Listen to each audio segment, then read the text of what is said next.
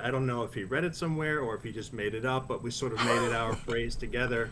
And that phrase is solve for yes, right? I think that's probably, if I had to give one piece of advice to anybody, not necessarily in the IT industry, but just in Uh-huh. general, right? Just being, a good person and a part of a team, which is solve for yes, because nothing really takes the air out of a conversation than sort of the cop out answers, right? Oh, that's not, I can't help you, or that's above my pay grade. You come to somebody with a problem, and that's the answer. It sort of deflates things, right? Even if you don't have the answer, I think there's always a way to kind of solve for yes, point people in the right direction, help out where you can, bridge gaps.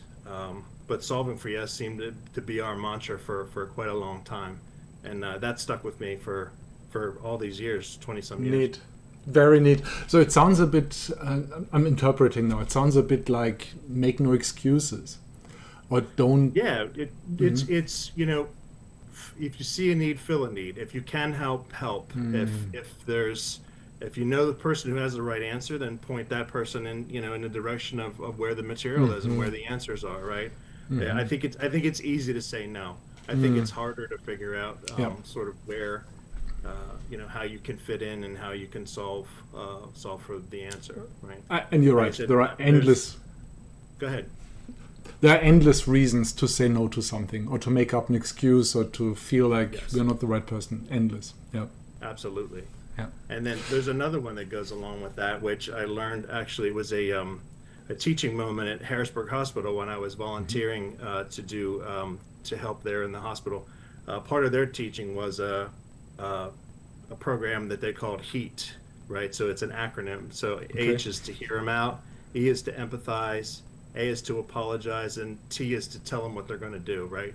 And at first, Mm. it kind of sounded a little cheesy to me, and it wasn't until I really kind of put it into practice that it sort of comes out. But they Mhm. kind of go together, right?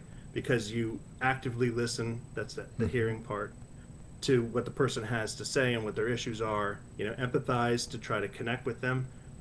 Apologize. A lot of people don't like to apologize if it's not their fault, but sometimes that's what people need to hear. And then the T is really super important, is to follow up and say, well, you know what I'm going to do? I'm going to help you with this, or I'm going to point you in the right direction, or get you what you need.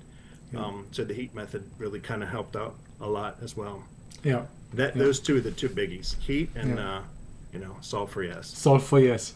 Yeah. Solve for yes.